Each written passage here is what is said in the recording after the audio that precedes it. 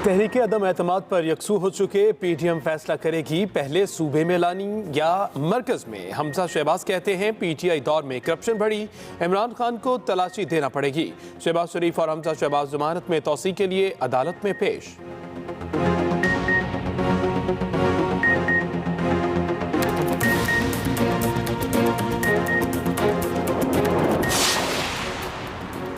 हेवनफील्ड reference में मरियम नवाज और captain retired Safdar की सजा के खिलाफ अपीलों पर समाअत आज होगी। जस्टिस आमिर फारूक और जस्टिस मोहसिन अख्तर क़यानी पर मुश्तमिल बेंच समाअत करेगा। मरियम नवाज और कैप्टन रिटायर्ड सफदर अदालत के सामने पेश होंगे।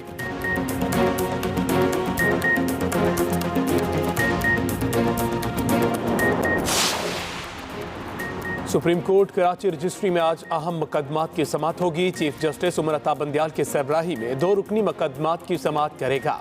Chief secretary Sindh, DG Pakistan post Islamabad और दीगर को नोटिस जारी।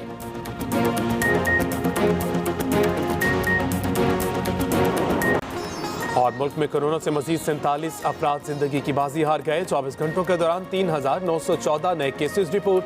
एनसीओसी के मुताबिक मुस्बत केसेस की शरह 7.1% रही।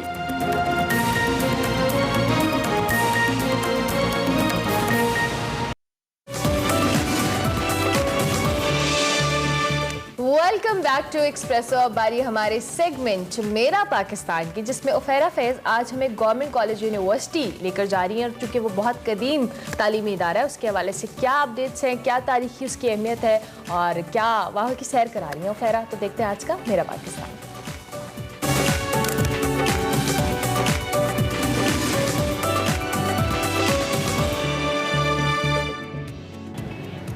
अस्सलामुअलैकुम नाज़रीन, सेगमेंट मेरा पाकिस्तान के साथ मैं हूं आपकी होस्ट उफैरा फैज़।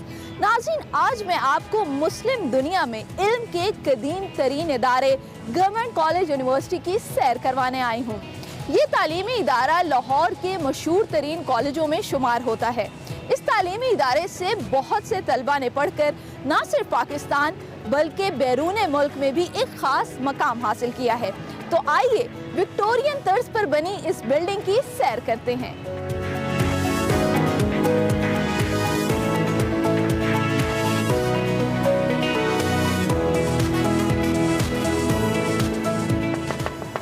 जी आइए।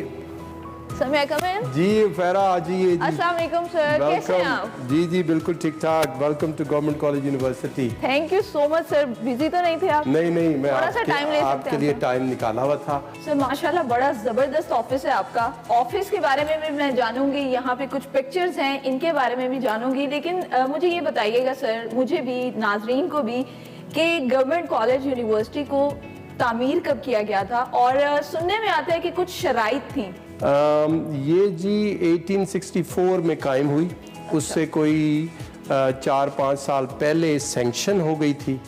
उस वक्त की जो ब्रिटिश राज थी वो 1857 की जो जंग आज़ादी है उससे निकल कर एक कोई पॉजिटिव डेवलपमेंट करना चाह रही है। तो उन्होंने फिर डॉक्टर लाइटनर को, जो कि किंग्स कॉलेज में प्रोफेसर थे, उनको यहाँ भेजा और उन्होंने 1864 में government college university Lahore government college कायम किया। पहले इसका कैंपस जो बना वो एक ध्यान सिंह हवेली थी अंदरून शहर के अंदर। अच्छा। वहाँ रहा कुछ अरसे। वहाँ रहने के बाद यहाँ पुरानी अनारकली में एक बड़ी कोठी थी, वहाँ पर हुआ। ये जो कैंपस आपको बहुत खूबसूरत गोथिक स्टाइल में बना हुआ नज़र आता है, ये वो है कि जो तकरीबन 12 से 14 साल लगे इसको बनने में। तो ये 1874-1875 में यहाँ शिफ्ट हुए। और हमारे जो पहले फाउंडिंग प्रिंसिपल हैं वो डॉक्टर लाइटनर हैं। ठीक है। अच्छा सर, ये तो पहले प्रिंसिपल थे गवर्नमेंट कॉलेज के। पार्टीशन के बाद पहले मुस्लिम प्रिंसिपल कौन से थे? देखिए जी, यहाँ से हम चलते आते हैं, ये सारे ब्रिटिश हैं और फिर 1947 में हम पहुँच जाते हैं। अहमद शाह बुखारी ने, जिनको हम पतरस बुखारी के नाम से भी जानते हैं, इन्होंने टेक ओवर किया उस वक्त as principal of government college. ठीक है। अगर आप वहाँ पर देखें कुछ पिक्चर्स हैं। हाँ जी, वहाँ पर अगर आप देखें तो ये वो तमाम जो ब्लैक एंड वाइट पिक्चर्स आपको नज़र आ रही हैं, वो तमाम हमारे उन प्रिंसिपल्स की हैं जो डॉक्टर करामत के बाद, जो डॉक्टर पतरस बुखारी के बाद और जो दूसरे प्रिंसिपल्स थे उनके बाद आए। अब हम यहाँ से चलते आ रहे हैं, हम पहुँच जाते हैं 2002 में, और 2002 में हमें यूनिवर्सिटी चार्टर दिया गया। यानी अब से तकरीबन 20 साल कबल हम जो है यूनिवर्सिटी में तब्दील हो गए, और फिर अब मैं इसका 5वां वाइस चांसलर बना हूँ। जबरदस्त सर, आपकी पिक्चर और नीचे तमगा इम्तियाज, जी इसकी स्टोरी बताएं। देखिए जी, जो मेरा पहला साल ही था उसी में गवर्नमेंट ऑफ पाकिस्तान ने मेरी जो खिदमात उस साल मैंने यहाँ आकर गवर्नमेंट कॉलेज में की, उस वक्त मुझे तमगा इम्तियाज दिया, जिसके लिए मैं बहुत बहुत हम्बल फील करता हूँ। जबरदस्त सर। अच्छा, कुछ और भी आपके बारे में जानते हैं, लेकिन मेरा ख्याल है बैठ जाते हैं। ठीक है जी, बिल्कुल। इससे पहले कि हम बैठें, एक दो चीज़ें और बता दूं इस कमरे के बारे में। जो हमारी इस यूनिवर्सिटी के सबसे अहम उलमनस हैं, उन्होंने वो है डॉक्टर मोहम्मद इकबाल, उनकी जो सामने हमने तस्वीर लगाई है। इसके अलावा जो एक और बड़े हमारे उलमनस हैं वो है doctor Abdul Salam, Nobel prize, और उन्होंने अपने डेथ बेड पे अपने बेटे को कहा कि पंजाबी में कहा कि वो जड़ा मेरा सर्टिफिकेट हैगा वो मेरे लाहौर दे कॉलेज नूं दे दें। अच्छा। तो उन्होंने वो सर्टिफिकेट लाकर हमें दिया, और अब हमने कुछ अरसे पहले से इसको यहाँ पर डिस्प्ले करना शुरू किया है। डॉक्टर अब्दुल सलाम के अलावा हमारे पास एक और नोबेल लॉरिएट जो कि यहाँ पर पढ़ चुके हैं 4 साल। सर, अगर मैं गेस करूं, हरगोबिंद खुराना। हाँ, हरगोबिंद खुराना, बहुत अच्छा, माशाल्लाह। तो सर आइए बैठते हैं और मजीद आपसे जानते हैं। जी जी, आ जाइए। शुक्रिया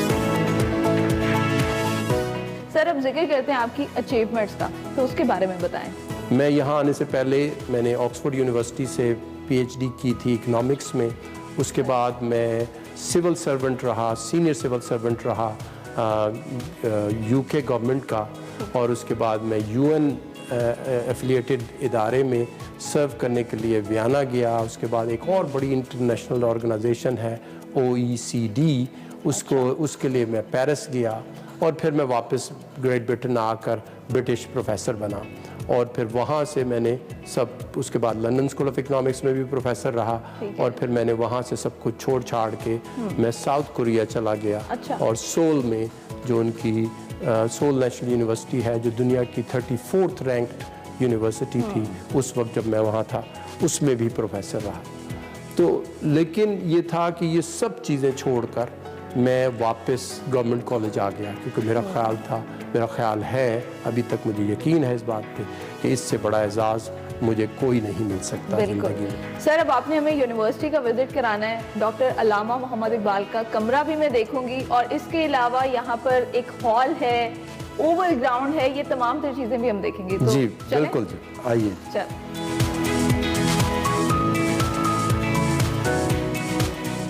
अब मैं आपको दिखाता हूँ जी, ये है वो कमरा जिसमें अल्लामा इकबाल अपनी स्टूडेंटशिप के दौरान रहते रहे। ज़बरदस्त। तो ये हमने प्रिजर्व किया हुआ है वैसे ही जैसे उस वक्त होता था, थोड़ी बहुत इसकी जो है रेनोवेशन होती रही। इसमें ये जो 3 आइटम हैं, ये जो बुक शेल्फ है, अच्छा, ये जो कोट हैंगर, क्लॉथ्स हैंगर है, और ये जो स्टडी टेबल है, ये हमारा ख्याल है कि ये उसी वक्त की है कि जब वो यहाँ पे स्टूडेंट होते थे। तो सर ये कुछ तहरीरों के अक्स हैं?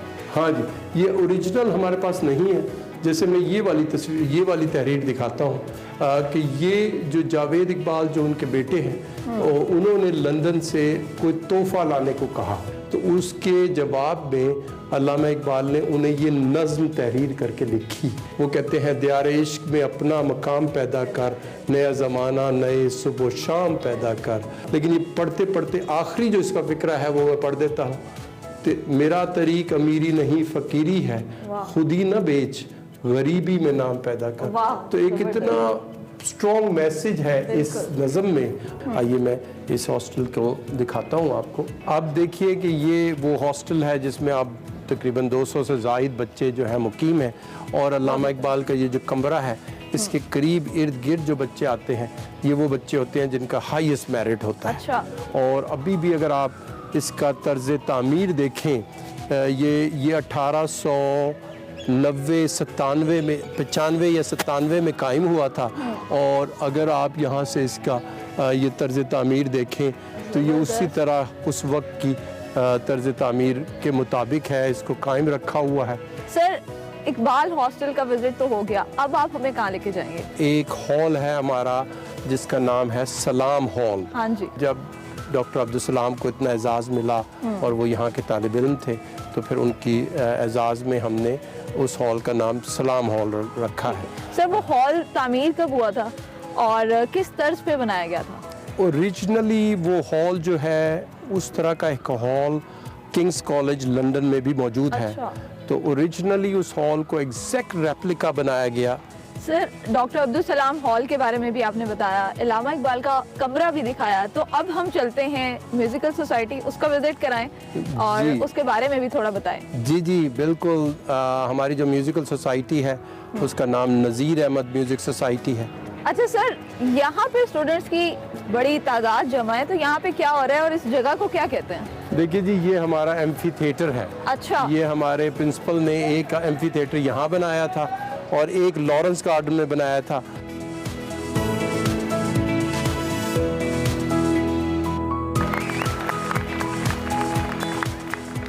ये छोटे मोटे काला पतला जैसा भी आपका बेटा है, मैं रिश्ता ढूंढ के दूंगी। बाजी क्या कनाडा ते क्या इस्लामाबाद। बाजी एक सेकेंड, मेरा फोन बज रहे हैं। अस्सलाम वालेकुम। बाजी थोड़ा होले लाओ, तलाक दी गई है। नहीं नहीं बाजी, तुझसे ये करो, थोड़ी थोड़ी देर सब्र करो है।